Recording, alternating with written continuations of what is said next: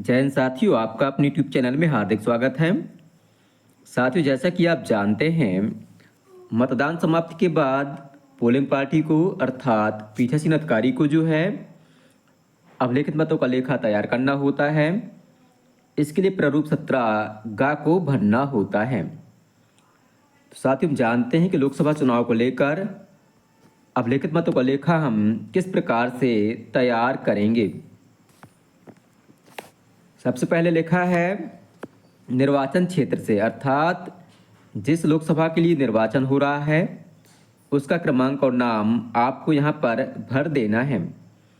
इसके बाद लिखा है यहाँ पर लोकसभा के लिए निर्वाचन 2024, इस प्रकार से आपको यहाँ पर भर देना है।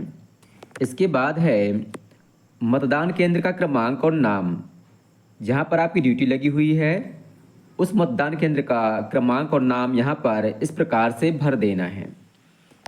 इसके बाद बात आती है मशीनों की। पहला है कंट्रोल यूनिट अर्थात नियंत्रण यूनिट। जो कंट्रोल यूनिट का नाम क्रमांक है वह आपको यहाँ पर भर देना है। यह जो है एड्रेस टैग में लिखा होता है और मशीन पे भी पीछे चिपका होता है, प्रिंट होता है। और इसके बाद है मतदान यूनिट अर्थात जो बैलेट यूनिट है उसका क्रमांक आपको यहाँ पर भर देना है। यदि आपके मतदान केंद्र में एक से अधिक बैलेट यूनिट का उपयोग हुआ है तो आपको उनकी संख्या यहाँ पर भर देनी है। इसके बाद बात आती है प्रिंटर यदि प्रयुक्त हुआ हो अर्थात वीवीपैट, इसका क्रमांक आपको यहाँ पर देखकर भर देना है।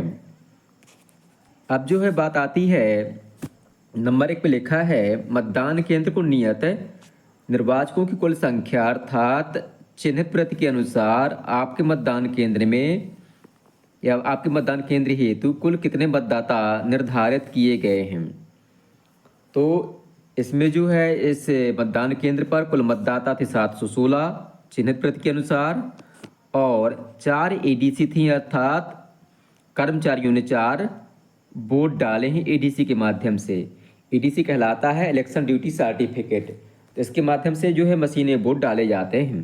तो इस प्रकार से इस मतदान केंद्र में कुल मतदाता हो गए 716 धन 4 अर्थात हो गए कुल 720। इसके बाद मतदाता रजिस्टर प्रारूप 17 गा में दर्ज मतदाताओं की कुल संख्या ये है 563 अर्थात मतदाता रजिस्टर के अनुसार जो दर्ज मतदाता हैं उनकी संख्या है कुल 563। अब बात आती है नियम 49 अड़ा अर्थात 49 ओ के अधीन मतदान अभिलिखित न करने का विनिश्चय करने वाले मतदाताओं की संख्या, अर्थात ऐसे मतदाता जिनकी एंट्री जो है मतदाता रजिस्टर में हो चुकी है और वह मतदाता कहता है कि अब मुझे वोट नहीं डालना है। यदि आपके यहाँ कोई ऐसी घटना घटित हुई है तो उनकी संख्या यहाँ लिखना है, अन्यथा निरंक कर देना है। और यहाँ पर जो है 1 लिखा गया है।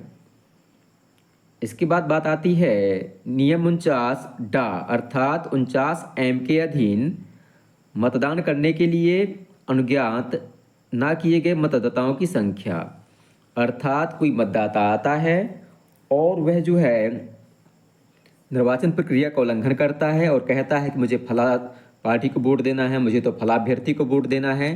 तो ऐसे मतदाता को जो है पीठासीन अधिकारी वोट देने से मना कर सकता है और उसको वहाँ से भगा सकता है। यदि आप यहाँ कोई ऐसी घटना घटित हुई है तो उसकी संख्या लिखनी है, अन्यथा छोड़ लेनी है। यहाँ पर जो है 1 मतदाता ऐसा आया है। इसके बाद है नियम 49 एम ए के अधीन अच्छेपित कटौती के लिए अभिलिखित परीक्षण मत अर्थात टेस्ट वोट। टेस्ट वोट तो आप जानते होंगे, यदि कोई मतदाता आता है और अपना वोट डालता है और बाद में बाहर आके कहता है पीठासीन अधिकारी से कि मैंने जिस अभ्यर्थी को वोट डाला है मेरा वोट जो है उस अभ्यर्थी को नहीं गया है, मुझे जो है दूसरे का चिन्ह दिखाई दिया है प्रिंटर पे अर्थात वीवीपैट पे, तब जो है टेस्ट वोट की कार्रवाई करना है, अन्यथा यहाँ निरंक कर देना है। और इस पोलिंग बूथ में जो है 1 टेस्ट वोट हुआ है तो उनकी संख्या लिख देनी है कि जैसे उन्होंने भर दिया है क्रम संख्या, जो भी क्रम संख्या पर टेस्ट वोट हुआ है उसका क्रमांक भर देना है यहाँ पर। और जो निर्वाचक मतदाता आया है उसकी क्रम संख्या यहाँ पर भर देनी है। ये क्रम संख्या बननी है प्रारूप 17 का में निर्वाचक की क्रम संख्या, अर्थात जो मतदाता रजिस्टर है उसमें जो मतदाता आया है जिसने टेस्ट वोट डाला है उसका क्रमांक यहाँ पर भर देना है। और आपको यहाँ पर उस अभ्यर्थी का नाम भी भरना है जिसके पक्ष में वोट या टेस्ट वोट डाला गया है, क्योंकि ये जो है जब मतगणना होती है तो इस वोट को घटा दिया जाता है।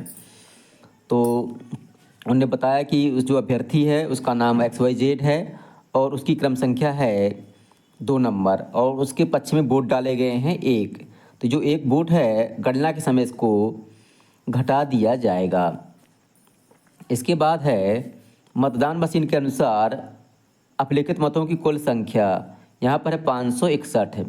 जैसे कि आपने देखा कि मतदाता रजिस्टर के अनुसार कुल मतदाता थे 563 और एक ऐसा मतदाता था जिसका उल्लेख मतदाता रजिस्टर में हो गया है परंतु उसने जो है वोट डालने से मना कर दिया है, तो एक ये माइनस हो जाएगा।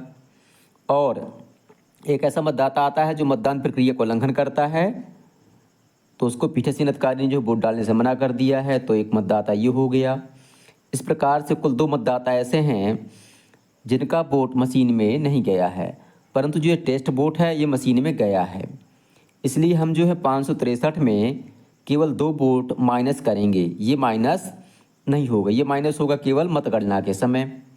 तो इस प्रकार से हम जो है 563 में 2 माइनस करके अर्थात घटाकर हम 561 यहाँ पर लिख देते हैं।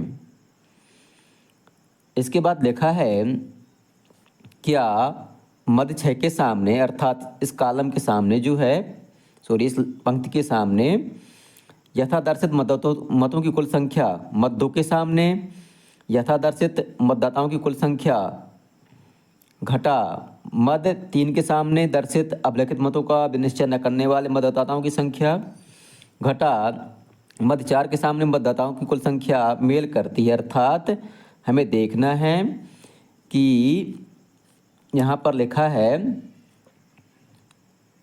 मध्य 2 के सामने जैसे कुल मतदाता थे 563, तो मध्य 2 के सामने से कुल मतदाता 563 थे, इसमें हमें माइनस करना है मध्य 3 के सामने अर्थात इसको माइनस करना है, मध्य 4 के सामने अर्थात इसको माइनस करना है और देखना है कि ये इसके बराबर आता है कि नहीं।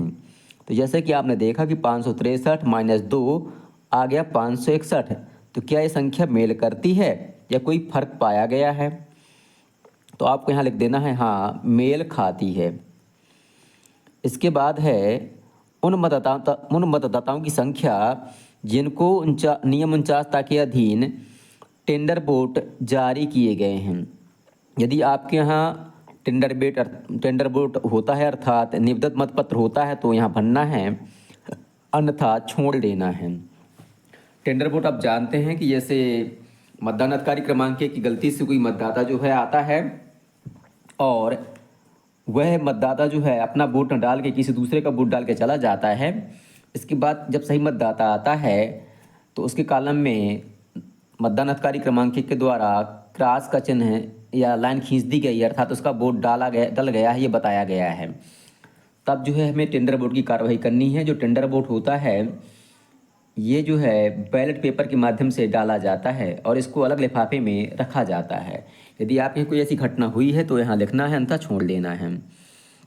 और आप जानते हैं कि आपको जो है जो कुल टेंडर वोट होते हैं या बैलेट पत्र होते हैं ये हमें 20 की संख्या में मिलते हैं, तो आपको कुल संख्या लिख देनी है और उसकी जो है जो क्रम संख्या है कहाँ से कहाँ तक है वह लिख देना है। जैसे कि हमने लिखा है 000121 से 001450 अर्थात क्रम संख्या 121 से 140 अर्थात कुल इनको 20 टेंडर वोट जो हैं अर्थात बैलेट पत्र प्राप्त हुए हैं।